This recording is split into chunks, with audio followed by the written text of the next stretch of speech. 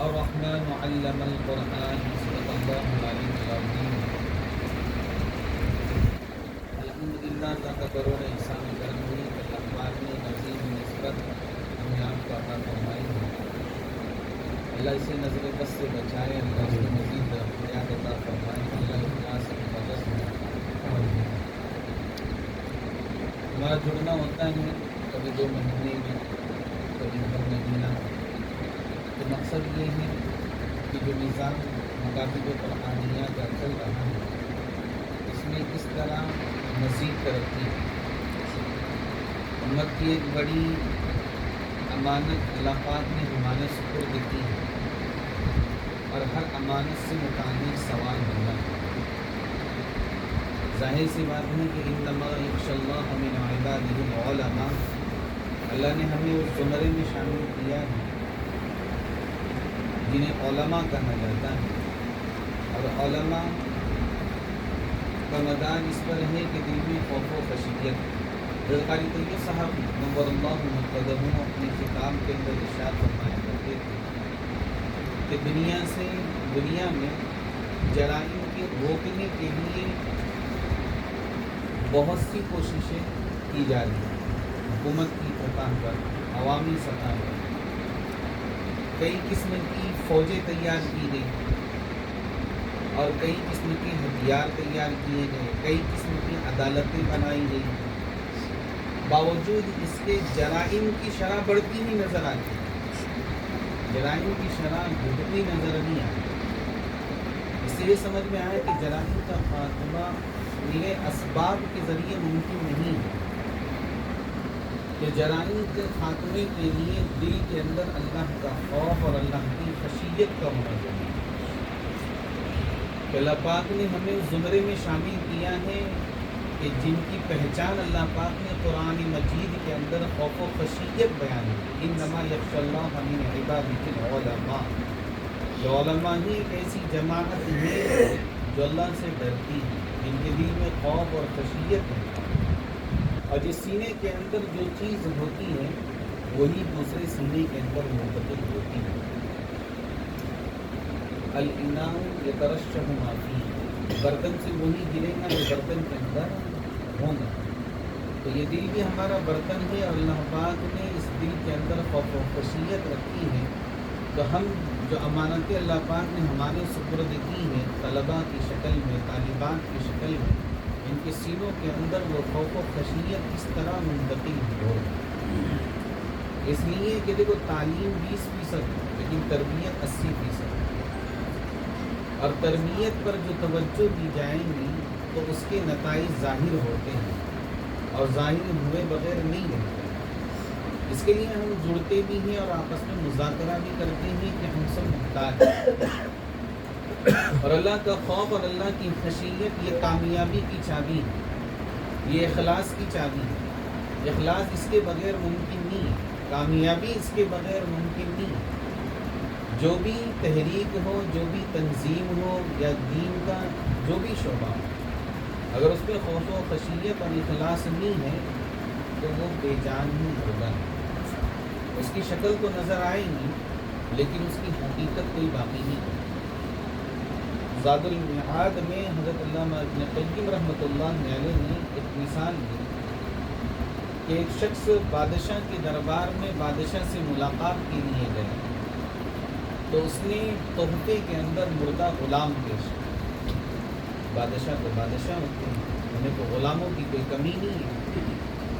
ٹھیک ہے، اس نے تحفے میں غلام تو دیا لیکن وہ بھی مردہ غلام۔ ظاہر سی بات ہے کہ بادشاہ اس بات سے خوش نہیں ہے، وہ ناراض ہے، اور ناراضگی بادشاہ کی تو بڑی ہوتی ہے۔ اگر وہ کوئی سزا نہ بھی دیں تو کم از کم اپنے سپاہیوں سے یہ کہے گا کہ اس مردود کو ہمارے دربار سے باہر کرو، کوئی بیوقوف کہ تحفے میں کوئی مردہ غلام تھوڑی نہ دیتا۔ علامہ ابن قیم رحمۃ اللہ علیہ نے اس مثال کو بیان کر کے نیک عمل کی مثال پیش کی جو ہم بادشاہوں کے بادشاہ اللہ رب العالمین کے دربار میں بھیج۔ چاہے وہ نماز کی شکل میں ہو، روزے کی شکل میں ہو، ذکر و اذکار کی شکل میں ہو، تلاوت قرآن کی شکل میں ہو، یا تعلیم قرآن کی شکل میں، مکاتب کی شکل میں ہو، چاہے مدارس کی شکل میں، کہ جس طرح کے غلام سے روح نکل گئی اب وہ مردہ ہے، بادشاہ کی خدمت میں مردہ غلام دینا گویا بادشاہ کا مذاق بنانا ہے، یہ عقل سے پرے چیز ہے۔ اسی طریقے پر وہ عمل جو ہم اللہ کی بارگاہ کے اندر پیش کر رہے ہیں، مکاتب میں خدمت انجام دے کر، تعلیم و تعلم کی صورت، مدارس میں خدمت انجام دے کر، امامت کی خدمت انجام دے کر، تلاوت کی خدمت انجام دے کر، تو یہ سب کے سب اعمال کی روح اور اس کی جان وہ اخلاص ہے، وہ اخلاص ہے کہ محض اللہ کی رضا کے، محض اللہ کی خوشنودی کے، اور یہ اللہ کی رضا، اللہ کی خوشنودی، یہ ثمرہ ہے خوف و خشیت۔ اسی لیے قرآن کے اندر علماء کی یہ صفت بیان ہے کہ ان میں خوف و خشیت ہوتا ہے، خشوع اور خضوع ہوتا ہے۔ تو ہمارا یہاں پر آنا بھی اسی لیے، وَمَا مِن دَابَّةٍ فِي الْأَرْضِ إِلَّا عَلَى اللَّهِ رِزْقُهَا، روزی کا مالک تو اللہ ہے، اور اللہ نے اپنی ذمہ روزی کا پہنچانا واجب کر لی۔ ہم دنیا کے کسی خطے، کسی کونے میں ہوں، اور دنیا کے چاہے جس شعبے سے جڑے رہیں یا نہ جڑے رہیں، ہمارا مقدر ہم سے ٹلنے والا نہیں، وہ تو ملنے ہی والا۔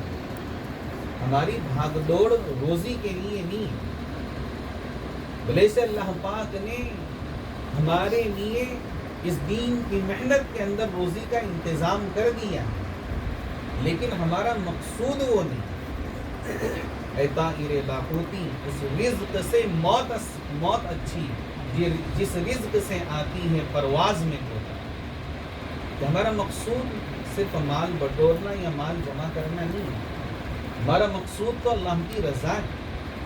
ہمارے دلوں کے اندر جس قدر اللہ کی محبت ہو، اللہ کے نبی پاک صلی اللہ علیہ وسلم کی محبت ہو، نبی پاک صلی اللہ علیہ وسلم کی سنتوں سے محبت ہوگی، ہمارے پاس جو بچے پڑھ رہے ہیں ان کے سینوں میں وہی چیز منتقل ہونے والی ہے۔ ہم نے پورا سال گزار دیا، اس موقع پر ہمیں اللہ کی بارگاہ کے اندر ڈرنا چاہیے کہ پتہ نہیں ہم سے بچوں کی کتنی حق تلفی ہو گئی، ہم نے اوقات کے اندر ہم سے کتنی کمی بیشی ہوئی، بچوں کی تعلیم و تربیت میں ہم سے کتنی کوتاہیاں ہوئی، ہم اللہ سے معافی مانگیں۔ دیکھو، تعلیم و تعلم میری عبادت نہیں بلکہ یہ ایک معاملہ ہے، اور عبادت کا تعلق براہ راست اللہ کی ذات سے ہے، کہ اس عدالت میں تو بڑے پیمانے پر معافی ہوں گی عبادات، لیکن معاملات کا تعلق بندے کے اور اللہ کے درمیان کوئی بندہ ہوتا ہے، اس بندے سے ہمارا حق متعلق ہو جاتا ہے، اور اللہ پاک نے معاملات کے لیے یہ رکھا ہے کہ جب تک کہ وہ بندہ اسے معاف نہ کرے، یا اس بندے کی طرف سے اسے اس کا حق دلوایا جائے گا قیامت کو۔ کہ کتنے بچے ایسے ہیں جو ہماری اپنی نگرانی سے گزرے، آئیے اندر تشریف لائیں، تھوڑی سی گنجائش کر دیجیے، جو ہماری اپنی نگرانی اور ہمارے اپنے تدریس سے گزرے ہیں۔ دیکھو، ایک بہت اہم بات ہے، ایک مکان بنایا جا رہا ہے، اگر اس کی بنیاد صحیح رکھی گئی تو وہ مکان صحیح تعمیر ہوتا ہے، لیکن اگر اس کی بنیاد غلط رکھی گئی تو نئے سرے سے مکان کا صحیح بنانا تو آسان ہے، لیکن اس مکان کو صحیح کرنا جس کی بنیاد غلط رکھی گئی ہے یہ بڑا دشوار ہے۔ ہم خود دیکھتے ہیں دنیا کے اندر بسا اوقات تعمیر سے زیادہ تخریب کا خرچہ ہے، یعنی کہ کسی مکان کو بنانے سے توڑ کر بنانے میں، توڑنے میں بجٹ زیادہ لگ جاتا ہے، اس کے تعمیر کرنے سے محنت بھی زیادہ لگ جاتی ہے، وقت بھی، ایک حرف کی غلط مشق بچے نے کر، وہ پوری زندگی قرآن کی تلاوت کریں گا، اسی لحن جلی کے اندر مبتلا ہو کر حرام کا ارتکاب کرتا رہے گا، جوابدار کون؟ وہ نمازیں پڑھیں گا، اللہ نے توفیق دیا آگے چل کر نمازیں پڑھائے گا، تو اس کی اپنی نماز کے اندر لحن جلی گناہ کبیرہ ہے، حرام ہے۔ اور اگر نماز پڑھانے کا موقع آ گیا، اس نے نماز پڑھایا، سینکڑوں لوگ اس کے پیچھے نماز پڑھ رہے ہیں، ان سب کی نماز لحن جلی کی مرتکب ہو رہی ہے، حرام کا ارتکاب ہو رہا ہے۔ کہ اگر ہم نے اسے صحیح غسل، نماز، وضو کا طریقہ نہیں سکھایا، اور اگر اس نے صحیح وضو کے ساتھ نماز نہیں پڑھی، تو اس کا گناہ کس کے کندھوں پر؟ اگر اس نے ماں باپ کے حقوق نہیں سیکھا کہ مکتب کے نصاب سے گزرنے کے باوجود وہ ماں باپ کو ترچھی نظر سے دیکھنا، اونچی آواز میں بات کرنا، یا یہ کہ وہ غلط صحبتوں میں پڑھ کر غلط باتوں کا عادی بن رہا ہے، تو یہ تو ہماری اپنی ذمہ داری ہے نا۔ تو ایک سال ہم نے گزارا، اس سال پہ ہم غور کریں کہ ہم نے کیا کھویا، کیا ہم سے کیا کمی بیشی ہوئی ہے تعلیم میں، تربیت میں۔ بہت سارے نظام دیکھو مرکز سے بنتے ہیں اور وہ آپ تک پہنچائے بھی جاتے ہیں، لیکن معاف کرنا، بغیر آپ کا ساتھ جب تک کہ ہم کو نہیں ہوگا، ہم ترقی نہیں کر سکتے، ہمارے مکاتب ترقی نہیں کر سکتے، ہمارے طلباء ترقی نہیں کر سکتے۔ کی فکریں ایک ہو۔ کسی نے سوال کیا کہ اختلاف کیسے ختم ہوگا اور اتفاق و اتحاد کیسے پیدا ہوگا، تو جواب یہ دیا گیا کہ اتحاد فکر یہ اجتماعی قلوب کا سبب ہے۔ اگر ہم سب کی فکر ایک ہو جائے نا، تو خود بخود دل ایک ہو جائے۔ شرط یہ ہے کہ ہماری فکریں ایک ہونی چاہیے۔ اب فکریں 50 سمت کے اندر بھاگ ہیں کہ ہم نے کہیں امامت کے پیشے کو اختیار کیا ہے، یا ہم نے تدریس کے پیشے کو اختیار کیا ہے، تو ہم کسی اہل دل سے جڑیں۔ اللہ غریق رحمت کریں ہم سب کے سرپرست حضرت مولانا منیر صاحب قدر اللہ مرقدہ۔ یقین جانیے کہ یہ بڑوں کی فکریں، ان کی توجہات، ان کی محنتیں، ان کی قربانیاں ہیں کہ یہ جو ٹوٹا پھوٹا نظام ہمیں نظر آ رہا ہے، لیکن انہوں نے ہمیں ذمہ داری دے کر گئی۔ اگر ہم نے ان فکروں کو نظر انداز کر دیا، تو پتہ نہیں آئندہ چل کے یہ نظام ترقی کے بجائے کہیں زوال پذیر نہ ہو۔ کہ ایسی باتیں جو مشوروں کے اندر بیٹھتے ہیں اور کارگزاریاں آتی ہیں ہمارے اپنے مکاتب کی تعلیم و تعلم کے تعلق سے، تو انتہائی درجے کی بے چینی ہو جاتی۔ کئی دفعہ ذمہ داران کے مشورے کے اندر یہ بات آئی۔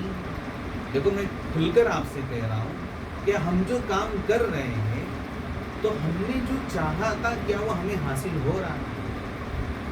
کیا ہمارے اپنے دیہاتوں کے اندر وہ تبدیلیاں آ رہی ہیں؟ کیا ہمارے اپنے امت کے نونہالوں کے اندر وہ تبدیلیاں ہمیں نظر آ رہی ہیں؟ کہ اگر نظر نہیں آ رہی ہیں، دیکھیں یہ ساری چیزیں نا اصول اور ضابطے سے بے انتہا تعلق ہے۔ آپ بھی پابند ہو، ہم بھی پابند ہیں، آپ بھی اللہ کے پاس مسئول ہو، ہم بھی اللہ کے پاس مسئول ہیں۔ اگر ہم نے اس بات کو آپ تک نہیں پہنچایا، یا ہم آپ کی غلطیوں کو نظر انداز کرتے ہوئے مداہنت کرتے رہیں، تو عند اللہ تو ہماری بھی گرفتی ہے۔ تو اس لیے آپ تک یہ بات پہنچانا ضروری ہے۔ ایک بات چھوڑ کے کئی مرتبہ یہ بات مذاکرے کے اندر آ رہی ہے، سرپرستوں کے ساتھ جب مذاکرہ ہوتا ہے تو بڑی بے چینی کا اظہار ہوتا ہے کہ جو چاہا جا رہا ہے وہ حاصل نظر نہیں۔ الحمدللہ ایسا نہیں ہے کہ 100% معاملہ ایسا ہو۔ ایک جماعت ایسی بھی ہے اور کچھ مکاتب ماشاءاللہ ایسے بھی ہیں جو محنتیں بھی کر رہے ہیں، اصول و ضوابط کی اپنی طاقت سے زیادہ پابندی بھی کر رہے ہیں، اور الحمدللہ ثم الحمدللہ اس کے نتائج بھی ہمارے سامنے آتے ہیں۔ لیکن ہم کو تو مذاکرہ کرتے رہنا ہے۔ یہ صرف عام کے لیے میرے اپنی ذات کے لیے بھی ہے کہ ہمارے دل کے اندر خوف و خشیت اور اخلاص پیدا ہو جائے، ہماری فکریں ایک ہو جائیں، تو ہمارے دل آپس میں جڑ جائیں۔ یقین جانیے کہ آج اللہ پاک نے یہ جو جماعت بیٹھی ہیں 8000 سے زیادہ